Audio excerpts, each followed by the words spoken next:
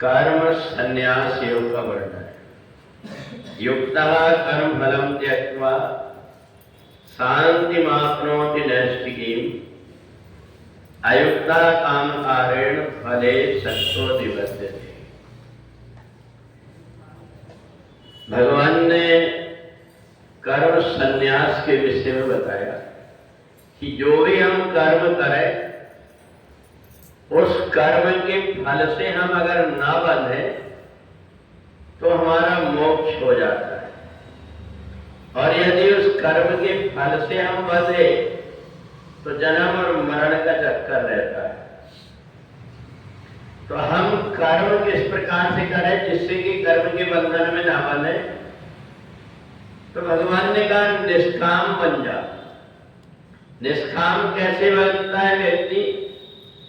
हमारे द्वारा जो कुछ भी कर्म शरीर के द्वारा, मन के द्वारा, वाणी के द्वारा होता है, ये कर्म का फल हम परमात्मा को समर्पित कर दें, और जब कर्म का फल परमात्मा को समर्पित कर देंगे तो हमें कर्म का बंधन नहीं होगा, और फिर अच्छे अच्छे कर्म करने का मन लगेगा। हम ऐसे कर्म करें जिन कर्मों से हमें भी आनंद मिलता हो, दूसरों को भी आनंद मिलता हो। जब हम देखते हैं परमात्मा की तरफ तो परमात्मा का बड़ा सुंदर स्वरूप है, सत्य चित आनंद। परमात्मा सत्य स्वरूप है, चैतन्य है और आनंद स्वरूप है। प्रत्येक व्यक्ति को जीवन में भी यही चाहिए। उसको ऐसा लगता है कि मैं सपने में ना जी करके और ठीक तरीके से जागृत अवस्था में जीऊं, और इसलिए मेरे को जागृत अवस्था में जीने के लिए, रहने के लिए, खाने के लिए लगेगा। तो इसलिए जिसके जीवन में ये चीजें आ जाती है उसको ये लगता है कि मेरा मन चैतन्य बना रहे, अर्थात मैं जिससे बात करूं, जो मेरे पास में रहे, वो मेरे को अपना समझने लगे, मैं उसको अपना समझने लगूं। उसके अंदर ऐसा भाव आ जाए, अपना मन का स्वार्थ की भावना दूर हो जाए। ऐसा मान करके जब परिवार में रहता है और परिवार के लोगों को भी देखता है कि जैसे मैं कर्म कर रहा हूं, ऐसे दूसरे व्यक्ति भी दूसरों का ध्यान रख करके कर्म करता है, तो उसके अंदर चेतना आ जाती है कि ये व्यक्ति मेरा अपना है।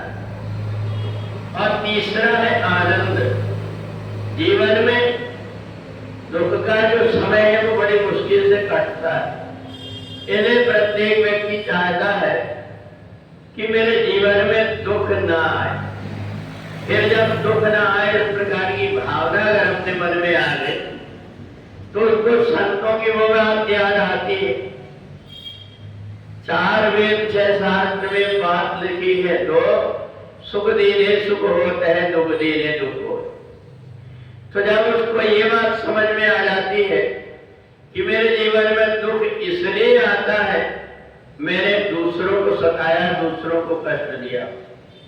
कोई व्यक्ति कितना भी धन प्राप्त कर ले, परंतु जो दूसरों को सताता है, दूसरों को कष्ट देता है, उसको जीवन में चैन और आनंद नहीं आता। साधन सब कुछ भले हो जाए, परिवार हो जाए, धन और संपत्ति हो जाए, सब कुछ हो जाए, परंतु वो व्यक्ति तड़पते रहता, उसको लगता है मेरे पास में सब चीजें हैं, परंतु इसके बाद में भी मैं दुखी क्यों? और जब उसको पता लगता है कि मेरे कर्म गलत है, इसलिए कर्म को सुधारने लगता है। आज नंदी भगवती जगदम्बा भी जिस समय स्नान करने के लिए जा रहे थे, उन्होंने देखा जो देवता स्वर्ग में रहने वाले थे, आज रात्रि भर नदी के किनारे बैठ करके और मेरी आराधना कर रहे। तो भगवती जगदम्बा पार्वती जी स्नान करने जा रहे थे।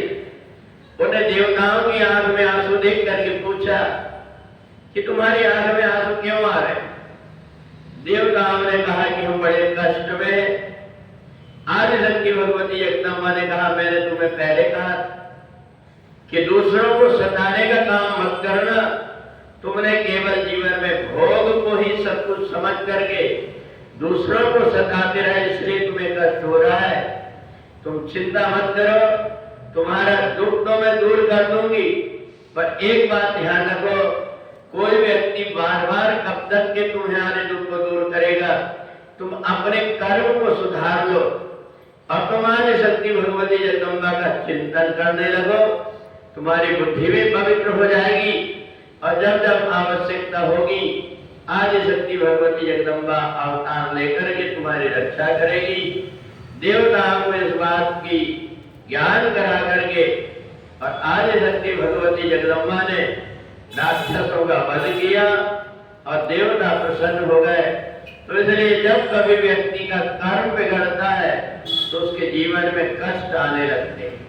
इसलिए हमसे अच्छे कर्म बन जाए, जितने हो सके उस तरफ जो व्यक्ति चलने लगता है उसके जीवन के धीरे धीरे कष्ट मिटने लगते हैं। बोली जगदम्बा मैया